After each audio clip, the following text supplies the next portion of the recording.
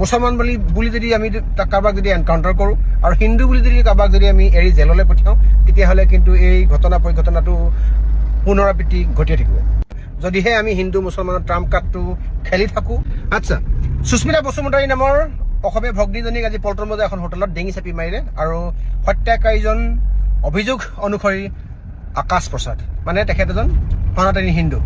কেইদিনমানৰ আগত মাধুৰ্য বৰ্মনৰ লগত হৈ যোৱা ঘটনাৰ লগত জড়িত থকা ব্যক্তিজন মুছলমান আছিল আৰু তেখেতক এনকাউণ্টাৰ কৰা হৈছিলে।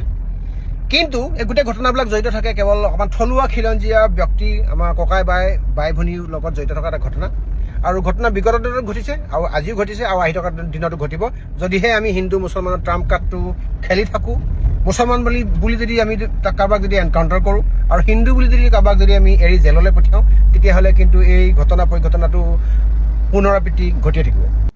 নমস্কাৰ, জয় অসম। মই বিকাশ অসম বিলেচিত অসম কেন্দ্ৰীয় সমিতিৰ তৰফৰ পৰা সমগ্ৰ অসমবাসীক বৈপ্লৱিক অভিবাদন জ্ঞাপন কৰিছোঁ। ভিডিঅ'টো এটা কাৰণে বনাবলৈ মই বাধ্য হৈছোঁ যে দেখিবলৈ পাইছোঁ যে কিছু ঘটনাৰ ক্ষেত্ৰত আমাৰ অসমীয়া থলুৱা খিলঞ্জীয়া মানুহৰ ওপৰত ককাই বাই ভনীৰ ওপৰত বহিৰাগত একাংশ ব্যক্তিয়ে প্ৰলোভন দিয়ে হওক, বিভাজনমুখী কিবা চিন্তা চেতনাই হওক বা দমনমূলক কিবা নীতি ব্যৱহাৰ কৰিয়ে হওক, লাগিলে অসমীয়া থলুৱা খিলঞ্জীয়া মূলসুঁতি অসমীয়াৰ ওপৰত আগ্ৰাসন, অত্যাচাৰ, অবিচাৰ, অন্যায়, লুণ্ঠন, লোলুপ দৃষ্টি সকলোবিলাক কেৱল আমাৰ থলুৱা খিলঞ্জীয়া মানুহৰ ওপৰত বিগত কেইবছৰমানৰ পৰা খুব বেছিকৈ বাঢ়িবলৈ ধৰিছে। তাৰে এটা ঘটনা সাক্ষী হৈ ৰ'লো আজি ৰাতিপুৱা। সুস্মিতা বসুমতাৰী নামৰ ছোৱালীজনীক, উক্ত ছোৱালীজনী বসুমতাৰী উপাধি ছোৱালীজনী ভাগৰ প্ৰেমিক আকাশ প্ৰসাদ নামৰ ব্যক্তিজনে হত্যা কৰিছে বুলি পল্টন বজাৰ এখন হোটেলত ইতিমধ্যে আমি এটা খবৰ পাইছোঁ আৰু যিটো খবৰ সমগ্ৰ অসম বিয়পি পৰিছে।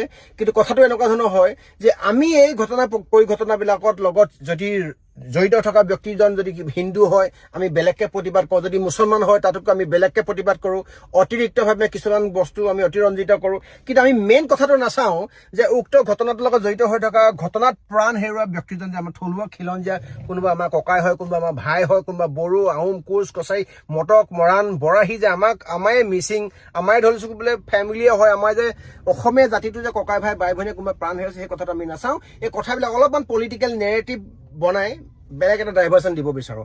কংগ্ৰেছ বিজেপি কৰিব বিচাৰোঁ, হিন্দু মুছলমান কৰিব বিচাৰোঁ, আপাৰ আছাম লোৱাৰ আছাম কৰিব বিচাৰোঁ। কিন্তু কথাটো হ'ল যে ফাইনেলি লষ্ট কাৰ হৈছে? ফাইনেলি লষ্ট আমাৰ আহোম, কছাৰী, মটক, মৰাণ, হিন্দু মুছলমান যিয়ে নহওক লাগে আমাৰ জাতিটোৰ, আমাৰ অসমীয়া ককাই বাই ভনীৰ ওপৰত চলি থকা এটা অত্যাচাৰ, আৰু যিটো আমি কেতিয়াবা পলিটিকেলি লাভ থাকিলে বেলেগকে কওঁ, পলিটিকেলি লোকচান থাকিলে আমি কথাটো অলপমান গাপ দি ৰাখোঁ।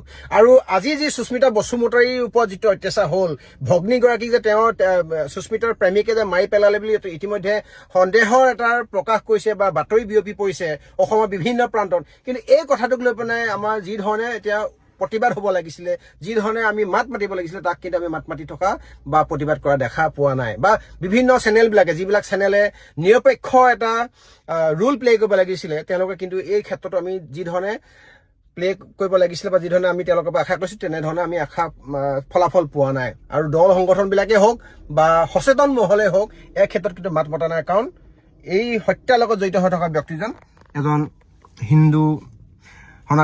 সনাতনী হিন্দু মূলৰ এজন ব্যক্তি। আৰু আমি যদি এনেধৰণে কোনোবা হিন্দু বুলি আমি কথাটো কম গুৰুত্ব দিম, কোনোবা মুছলমানে আপোনাৰ ঘটনাৰ লগত জড়িত আছে বুলি যদি বেছি গুৰুত্ব দিম, এনেকৈ হ'লে কিন্তু কেতিয়াও কোনো কাৰণত কোনো ফালৰ পৰা অপৰাধীৰ সংখ্যা কমি নাযায়, কোনো ক্ষেত্ৰত অপৰাধীয়ে ইয়াৰ পৰা একো লেচন নিশিকিব। গতিকে অসমৰ মই প্ৰত্যেকটো দল সংগঠন, অসমৰ প্ৰত্যেকজন সচেতন ব্যক্তি, কংগ্ৰেছে হওক বিজেপি হওক, সকলোকে এটাই অনুৰোধ কৰিব বিচাৰিছোঁ, কিছু ক্ষেত্ৰত আপোনালোকে এই পিন্ধি থকা চাৰ্টটো, কংগ্ৰেছ বুলি পিন্ধি থকা চাৰ্টটো, বিজেপি বুলি পিন্ধি থকা চাৰ্টটো, RSS বুলি পিন্ধি থকা চাৰ্টটো বা হিন্দু বা মুছলমান বুলি পিন্ধি থকা চাৰ্টটো, আপোনাৰ সেই বসন যুগ আপুনি সলাই অঁতৰাই পিনে কেতিয়াবা কোনোবা কাৰণত এই আৱেগ অনুভূতি ইয়াৰ পৰা অলপমান চাব। মই এটা কাৰণতে এই কথাটো ইয়াত মানে আপোনালোকক আলোকপাত কৰিব বিচাৰিছোঁ যে আজি সুস্মিতা বসুমতাৰী বুলি কোৱা ফেমিলিটো হ'ল সনাতনী হিন্দু ফেমিলি। দুদিনমান আগত মাধুৰ্য বৰ্মনৰ লগত হৈ যোৱা ঘটনাটো ফেমিলিও হ'ল আমাৰ সনাতনী হিন্দু ফেমিলি। আমাৰ অসমীয়া থলুৱা মূলসুঁতি অসমীয়াৰ লগত এইখিনি অত্যাচাৰ চলি আছে, মূলসুঁতি অসমীয়াৰ লগত এইখিনি অবিচাৰ চলি আছে।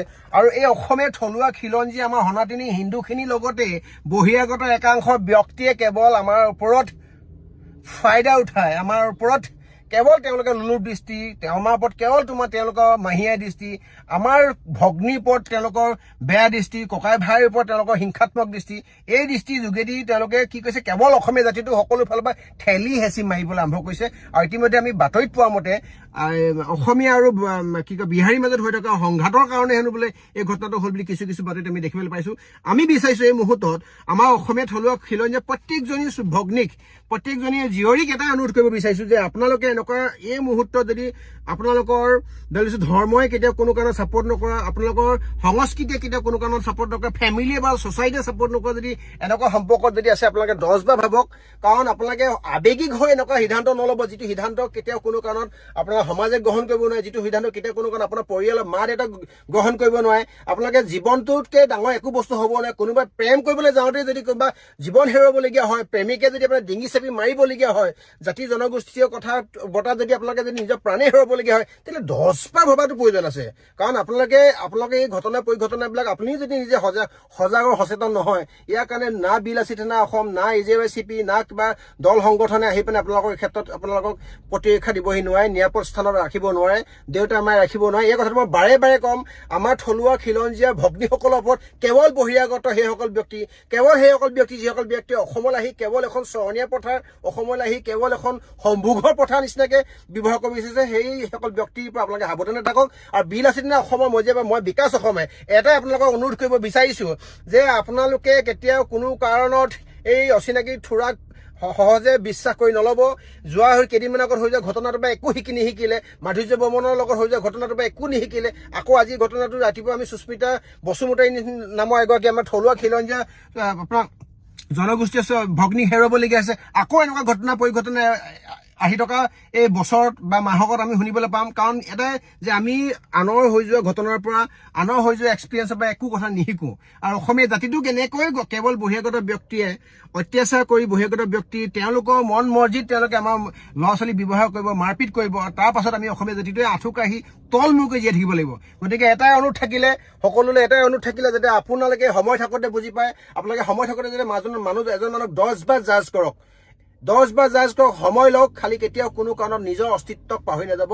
এটা অনুৰোধ কৰিব বিচাৰিছোঁ, এনেধৰণৰ ঘটনা পৰিঘটনাই কেৱল আপোনালোকৰ পৰিয়ালকে কষ্ট নিদিয়ে, জাতিক ভাল পোৱা, অসমীয়াক ভাল পোৱা, প্ৰত্যেকজন ককাই ভাই বাই ভনীৰ প্ৰতি আৱেগ অনুভূতি থকা আমাৰ নিচিনা ব্যক্তিকো বহুতখিনি কষ্ট দিয়ে। আৰু আমি নিবিচাৰোঁ সুস্মিতা বসুমতাৰী নিচিনাকৈ আৰু দ্বিতীয়টো ঘটনা ঘটক, আৰু মাধুৰ্য বৰ্মনৰ নিচিনা আৰু দ্বিতীয়টো ঘটনা ঘটক, আৰু হিন্দু মুছলমানৰ ট্ৰাম্প কাৰ্ডটো কোনো নেখেলি আচল ফেক্টলৈ যাব লাগে যে আমাৰ অসমীয়া থলুৱা খিলঞ্জীয়া মানুহৰ ওপৰত হিন্দুৱে হওক বা অপৰাধীজন মুছলমানে হওক বা যিকোনো ধৰ্মই নহওক লাগিলে, যে আমাৰ থলুৱা খিলঞ্জীয়া মানুহৰ ওপৰত উৎপীড়ন চলিছে আৰু ইয়াক বন্ধ কৰিব লাগে। ইয়াক হিন্দু মুছলমান কংগ্ৰেছ বিজেপি নকৰাকৈ নিস্বাৰ্থভাৱে নিজৰ ককাই ভাই বাই ভনীৰ লগত যদি এনেকুৱা ঘটনা ঘটে, আমি কেতিয়াও কোনো কাৰণত হিন্দু মুছলমান বাচিবলৈ নাযাম, আমি কেতিয়াও কোনো কাৰণত কংগ্ৰেছ বিজেপি চাবলৈ নাযাম। গতিকে প্ৰত্যেককে এটাই অনুৰোধ, যাতে এই এনেকুৱা ধৰণৰ ঘটনাবিলাক যাতে বন্ধ হয়, তাৰ কাৰণে এটা এৱাৰনেছ প্ৰয়োজন আছে, তাৰ কাৰণে নিজৰ ককাই ভাই বাই ভনীক বুজাই দিয়াটো প্ৰয়োজন আছে। আৰু এনেকুৱা ধৰণৰ যদি সম্পৰ্ক কাৰোবাৰ লগত যদি য'ত হ'ব নালাগে, যদি এতিয়াও কোনোবাই কাৰোবাৰ লগত আছে, 10 বাৰ ভাবক, নিজৰ কথা চিন্তা কৰক, জাতিৰ কথা চিন্তা কৰক, ককাই ভাই বাই ভনীৰ কথা চিন্তা কৰক, নিজৰ পৰিয়ালতকৈ, নিজৰ মা দেউতাতকৈ, নিজৰ বংশতকৈ, নিজৰ জীৱনটোতকৈ কেতিয়াও কোনো কাৰণ এনেকুৱা ধৰণৰ অশুভ বা এনেকুৱা ধৰণৰ অশুভ শক্তিয়ে হওক বা এনেকুৱা ধৰণৰ অপদাৰ্থ প্ৰেমিক কেতিয়াও কোনো কাৰণত প্ৰয়োজন নহয়। ধন্যবাদ। আশা কৰিম কথাখিনিৰ যোগেদি ছ'চিয়েল মিডিয়াত যিসকল ভগ্নীয়ে, যিসকল অসমৰ জীয়ৰীয়ে ছ'চিয়েল মিডিয়াটো ভিডিঅ'টো পাব, তেওঁলোকে আশা কৰিম 10 বাৰ মই কোৱা কথাটো ভাবিব, মই শুদ্ধ কৈছোঁ নে ভুল কৈছোঁ। মই এনেকৈ ক'বলৈ নাযাওঁ যে কেৱল আমাৰ থলুৱা খিলঞ্জীয়া অসমীয়া ল'ৰাখিনিয়ে আপোনালোকে বিশ্বাসত ল'ব। তাৰ মাজতো কিছু এনেকুৱা থাকে যিয়ে আপোনালোকক অত্যাচাৰ উৎপীড়ন চলায়, কিন্তু নিজৰ ককাই ভাই বাই ভনী মা দেউতা বংশ পৰিয়ালৰ কথা 10 বাৰ ভাবি যিকোনো সিদ্ধান্ত ল'ব। ধন্যবাদ। জয় অসম।